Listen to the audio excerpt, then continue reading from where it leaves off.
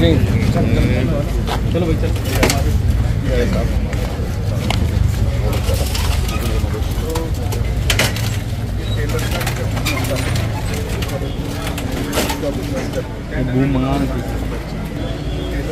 तुम्ही आणणे संतोष रिपोर्टर सांगा म्हणून गेला हे बूम लेट बोलला होता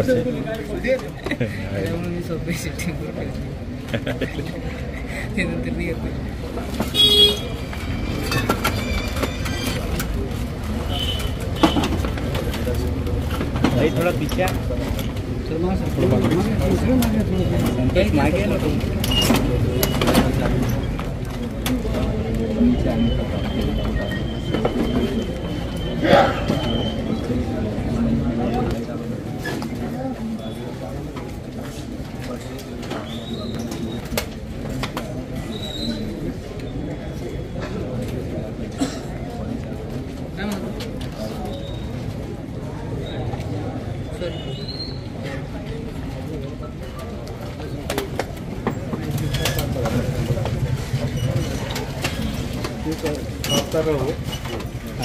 स्टॉप कर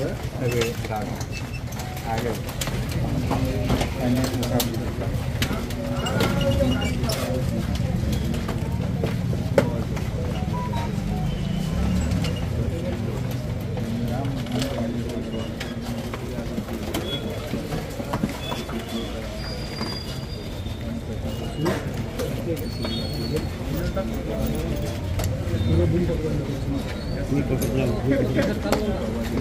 मी रेकॉर्ड करतो थांब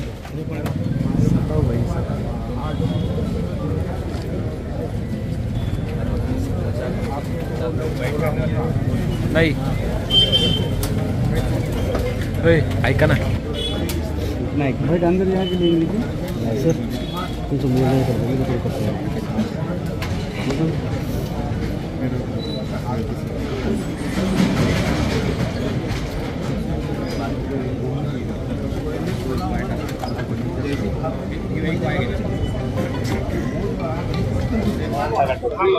रात्री छावणी परिसरात एक दुर्दैवी घटना घडली। मला वाटतं 3:30च्या दरम्यान ही आग लागली असं आणि एक कपड्याचा मोठा व्यवसाय इतर कपडे आणि टेलरिंग असा इथे व्यवसाय सुरू होता आणि रात्री मला वाटतं टेलरिंग काम हे 3 वाजेपर्यंत चालू होतं आणि 3 वाजेच्या नंतर इथं ही आग लागली आणि या आगीमध्ये जवळजवळ 7 जण मृत्युमुखी पडलेले। म्हणून मला एक सांगायचं की आग लागल्याच्या नंतर यांना कुठेही बाहेर येता पडता आलं नाही म्हणून गुदमरून यांचा मृत्यू झालेला आहे। दुर्दैवी घटना घडलेली आणि मी ही घटना घडली कशी कशामुळे घडली याचे चौकशीचे आदेश मी हे दिलेले। आता आचारसंहिता आहे कुठल्या मदतीची करणार आहात का? घटना दुर्दैवी आहे आचारसंहिता जरी असेल पण शासनाची जी काही मदत असते दुर्दैवी घटना घडल्याच्या नंतर ती मदत निश्चित त्यांना मिळेल आणि या छावणी परिसरात सगळे समाज बांधव गुण्यागोविंदाने राहतात त्यांच्या सगळ्यांनी मदत जितकी काही मदत करता येईल ती मदत करण्याचा प्रयत्न केला आणि शासनाच्या वतीने जी रेग्युलर मदत असती ती मदत त्यांना निश्चित मिळाली। काल सकाळी पहाटे 2:45 वाजता छावणी या परिसरामध्ये माझ्या मतदारसंघामध्ये टेलरच्या दुकानाला भीषण आग लागली। रमजानचा महिना असल्यामुळे आणि त्यांचा टेलरिंगचा व्यवसाय असल्यामुळे कपडे बहुतेक जास्त प्रमाणात त्या ठिकाणी होते आणि शॉर्ट सर्किटमुळे ही आग लागली असा प्राथमिक अंदाज आहे। दुर्दैवानं या कुटुंबातील जवळपास 7 जण या आगीच्या भक्ष्यस्थानी पडलेत।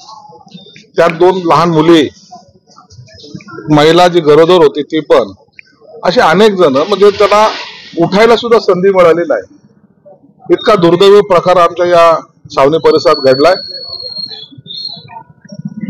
सुदैवानं त्यांचा एक मुलगा त्या जागा असल्यामुळे तो वाचलाय।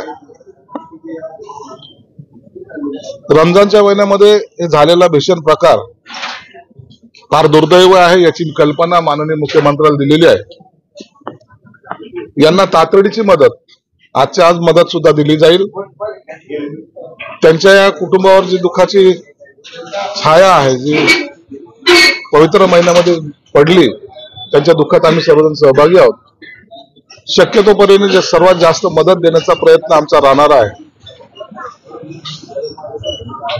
यावर कलेक्टर असतील, इतर डिव्हिजन कमिशनर असतील, यांनाही तातडीनं या संदर्भामध्ये कारवाई करण्याचे आदेश देण्यात आलेले आहेत.